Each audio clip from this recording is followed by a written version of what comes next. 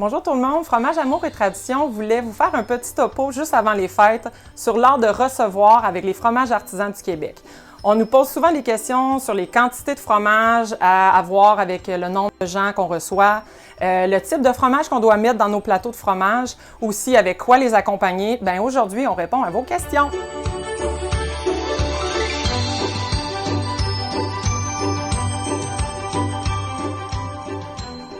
Alors, pour mon premier plateau de fromage, c'est un plateau entrée. Moi, j'ai fait, en fait, pour les quantités de fromage à avoir dans votre plateau entrée, les gens ont faim, mais on ne veut pas les bourrer non plus, puis on veut qu'ils aient faim pour le repas principal.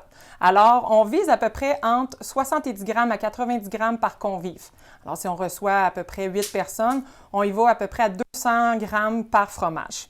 Ici, on a la Magie de Madawaska que j'ai sélectionné. C'est un fromage à pâte molle, à croûte mixte, qui vient de la fromagerie Le Détour à Témiscouata-sur-le-Lac. C'est un fromage quand même assez beurré.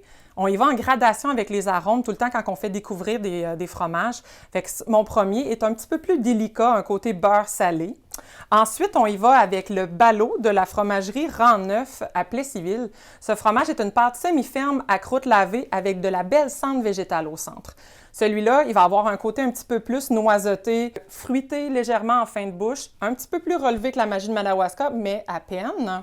Et ici, en troisième lieu, on a le baluchon de la fromagerie L'Ancêtre à Bécancour. C'est un fromage à pâte semi-ferme de lait de vache biologique. Lui, il va avoir des arômes un peu sucre d'orge, une belle pâte semi-ferme qui va bien envelopper le palais en bouche et c'est vraiment idéal pour l'entrée.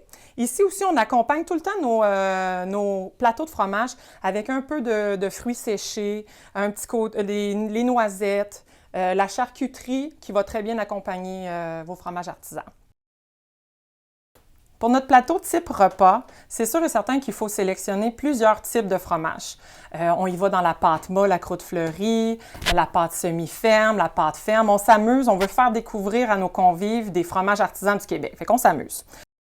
Ici, pour le premier fromage que j'ai sélectionné, c'est l'attrape-cœur de la fromagerie La Trappe à fromage à Gatineau. C'est un fromage en forme de cœur, fait qu'il y a de l'amour dans l'air, c'est les fêtes. Un fromage, quand on coupe, il va être très coulant, beurré à souhait, une belle texture en bouche et au niveau de la croûte, on va avoir un petit côté champignon dû à la croûte fleurie.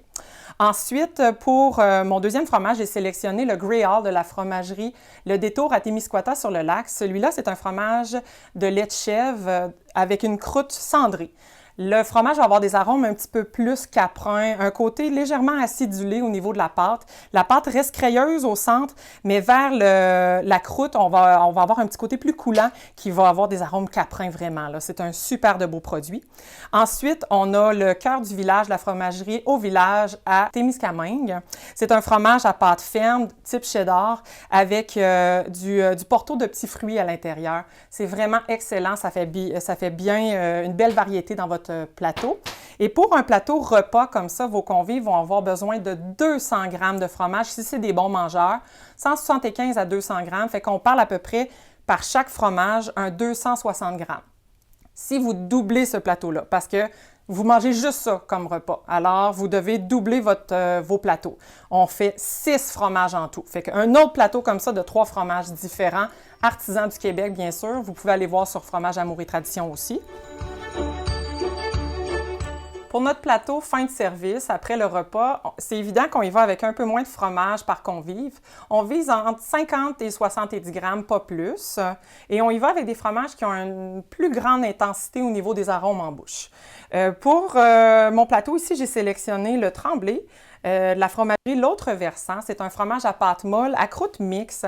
Il va avoir des arômes un peu fermiers, un petit côté beurre salé au niveau de la pâte, mais au niveau de la croûte, là, c'est un petit peu plus fermier. C'est vraiment idéal pour le fin de service. Deuxième fromage, c'est le Miranda de la fromagerie Fritz Kaiser à Noyant, en Montérégie. C'est une pâte ferme d'un affinage de 6 à 9 mois. Il y a une belle texture cassante en bouche. On voit qu'il est parsemé de petits yeux ici. C'est vraiment la fabrication du fromage. Et on y va détecter des arômes herbacés un peu, le beurre aussi, mais prononcé. Juste après, on a le bleu bénédictin de la fromagerie de l'Abbaye Saint-Benoît. C'est un fromage bleu avec un persillage très homogène et il est onctueux en bouche. Il va être fondant.